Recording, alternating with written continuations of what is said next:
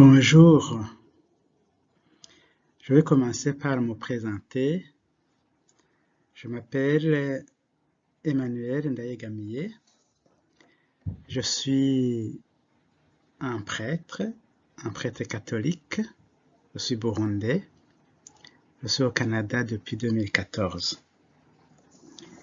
J'aimerais vous présenter une approche de recherche sur l'organisation.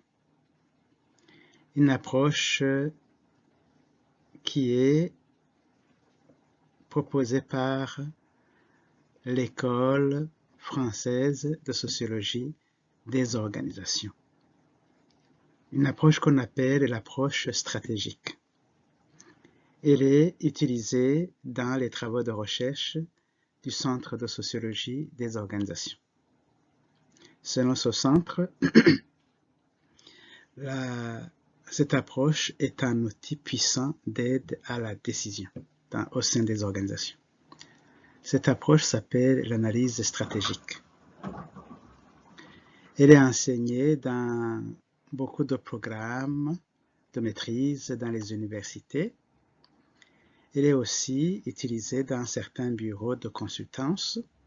Par exemple, j'ai suivi un jour une présentation d'un chercheur de Boston Consulting Group.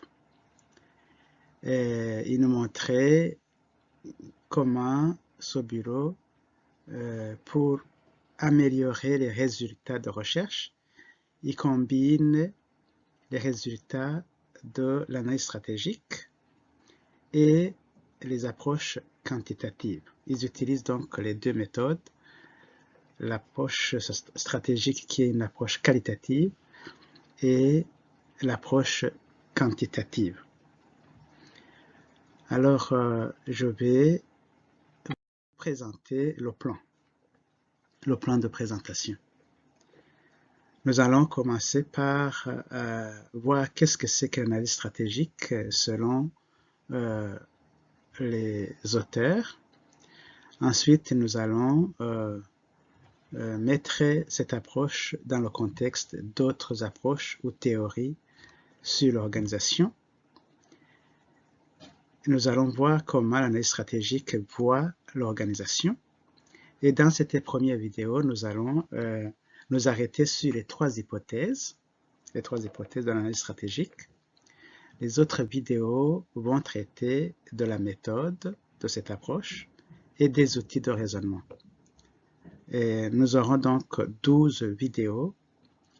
C'était la première vidéo de présentation, la deuxième va parler de la méthode, et puis 10 autres vont parler des outils de raisonnement de l'analyse stratégique.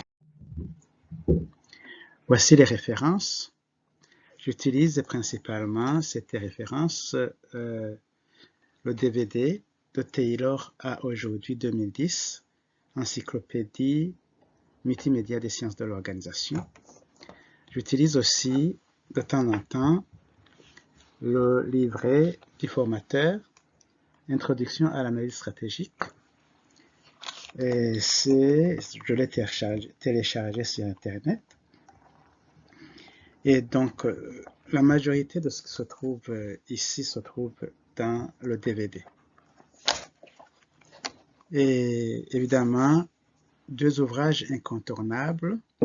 Le premier, c'est L'acteur et le système, de Michel Crozier et de Erhard Friedberg, écrit en 1977. 20 ans plus tard, Erhard Friedberg écrit Le pouvoir et la règle. Ce sont les 4 références que nous exploitons. Alors, qu'est-ce que c'est que l'analyse stratégique selon Michel Crozier et Erhard Friedberg? Dans L'acteur et le système, page 50, nous lisons que l'analyse stratégique est une démarche de recherche. On fait de la recherche. Et le raisonnement de l'analyse stratégique part de l'individu au sein de l'organisation et l'objectif c'est de trouver où se trouve le système d'action concret. On est à la recherche du système, parce que le système explique les rationalités, explique les apparentes irrationalités des comportements des acteurs au sein de l'organisation. C'est quoi l'analyse stratégique dans le contexte d'autres théories des organisations? Comme vous le voyez dans ce diagramme que vous pouvez retrouver dans le DVD, l'analyse stratégique des organisations est une des théories sur l'organisation. Elle apparaît dans les années, au début des années 70 avec Michel Closier et Erhard Friedberg, et située dans le courant interactionniste avec la sociologie du travail et les études sur les dysfonctions bureaucratiques. À côté du courant interactionniste, qui naît au début des années 50, dans les années 50, il y a l'approche décisionnelle avec James March et Herbert Simon. Et vous avez déjà entendu que Herbert Simon, il va nous expliquer la rationalité limitée. Et le courant néo-institutionnaliste va aussi nous aider à comprendre l'institution qui est un des outils de raisonnement de l'analyse stratégique. Ce courant naît au début des années 80. Vous voyez, au tout début, au commencement, il y a l'organisation scientifique du travail avec Taylor, quand on cherche à rationaliser l'activité de production pour obtenir les meilleurs résultats en peu de temps. On crée un bureau de méthode pour aider à trouver le One Best Way. Ici, on insiste sur l'organisation afin d'améliorer la productivité. Après, dans les années 1920, apparaît un autre courant, l'école des relations humaines. Ce courant, lui, insiste sur le facteur humain. Quelles sont les conditions qui permettent la participation des employés, des acteurs au sein de l'organisation. On va insister sur qu'est-ce qui pourrait favoriser la participation. On va aussi s'intéresser sur l'amélioration des conditions de travail. Ça, c'est un mouvement qui naît presque à la même époque que l'école française de sociologie des organisations. Donc, vous avez l'organisation scientifique du travail, puis l'école des relations humaines, et puis vous avez le courant interactionniste et les approches décisionnelles avec James March et Herbert Simon. Après, vous avez les approches économiques, les approches par le contexte, le courant néo-institutionnaliste au début des années 80 et l'approche des analyses de réseau, presque à la même époque que le courant néo-institutionnaliste. On ne va donc pas parler de ces courants, ça pourrait être l'objet d'un cours sur les théories des organisations. Là, on va traiter chaque courant. Ici, je voulais simplement situer l'école française, qui est une des théories de l'organisation et qui propose l'analyse stratégique des organisations. C'est quoi l'organisation selon l'analyse stratégique? Selon Erhard Friedberg, dans le livret du formateur Introduction à l'analyse stratégique, quand on parle d'organisation, on pense souvent à un objet. Ce sont les organisations telles que nous les connaissons pour y travailler, pour nous y faire soigner, pour y faire du sport, les clubs sportifs, pour y militer. Ce n'est pas dans ce sens qu'elle entend l'analyse stratégique. Selon elle, l'organisation est un processus par lequel des acteurs construisent leur coopération au service de leurs objectifs respectifs. On dit que c'est un processus de coopération, un processus par lequel des acteurs construisent leur coopération. Ils construisent leur coopération parce que celle-ci est considérée comme quelque chose qui ne va pas de soi.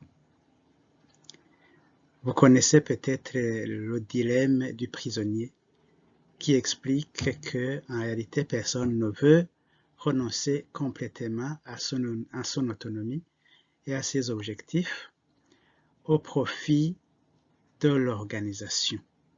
Si bien que le fonctionnement ou le problème de fonctionnement se fait toujours sur le fond de conflit et de négociation. Selon l'analyse stratégique, cette organisation, vue comme un processus, régule et stabilise les relations de conflit et de coopération, si bien qu'elle apparaît, l'organisation apparaît comme le produit d'un jeu d'acteurs interdépendants et partiellement autonomes. Les acteurs ont un minimum de conscience qu'ils sont interdépendants et partiellement autonomes. Et dans le jeu, ils développent des stratégies personnelles dans le cadre d'un jeu global. Le jeu global, c'est jouer ensemble pour réaliser les buts de l'organisation. Mais ils vont y aller chacun selon sa stratégie personnelle. Et c'est quoi donc les trois hypothèses de l'analyse? La première hypothèse de l'analyse stratégique des organisations dit que le fonctionnement d'une organisation ou le problème de fonctionnement d'une organisation n'est jamais seulement une question technique. C'est aussi le produit d'un système, un système d'acteurs. Et raisonner pour comprendre l'organisation, c'est analyser ce système, c'est-à-dire s'intéresser aux relations entre les acteurs et à la manière dont ces relations se conditionnent mutuellement, parce que l'organisation est vue comme le produit de l'interaction entre les acteurs. En analysant les comportements des acteurs dans les relations, en analysant les relations, les comportements, on prête attention à la régularité des comportements. Derrière la variété des comportements, il y a toujours des régularités.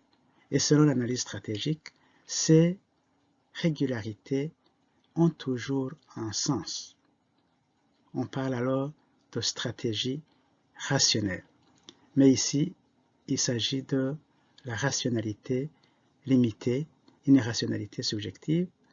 Selon Herbert Simon, on va retrouver ce concept dans les outils de raisonnement de l'analyse stratégique. La deuxième hypothèse revient sur ces régularités de comportement. Selon l'analyse stratégique, une régularité de comportement d'un acteur exprime sa manière de s'adapter à la structure de pouvoir. Et il le fait en fonction de deux choses. La première, en fonction de la compréhension qu'il a de la structure, mais aussi en fonction de la capacité à tirer profit de cette structure de pouvoir. Les régularités de comportement permettent aussi de faire l'hypothèse sur la structure de pouvoir et sur les zones d'incertitude organisationnelle qui constituent l'enjeu des relations de pouvoir. La dernière hypothèse revient sur ce deuxième élément, la capacité d'un acteur à tirer profit de la structure de pouvoir au sein de l'organisation. On dit qu'il va le faire, cette capacité est toujours limitée par des règles du jeu. On doit observer les règles. Toujours limité par les règles du jeu qui contraignent la liberté de chaque acteur à exagérer son avantage. Voilà, notre première vidéo s'arrête ici. Les prochaines vidéos vont parler de la méthode. Ça, c'est la deuxième vidéo. Et des outils de raisonnement de l'analyse stratégique. 10 outils, donc 10 vidéos. Au total, on aura 12 vidéos dans cette présentation. Voilà, je vous invite à vous inscrire dans le lien que je vais vous laisser en bas et pour suivre les autres vidéos, pour suivre cette approche organisationnelle. Alors, je vous dis au revoir et à bientôt.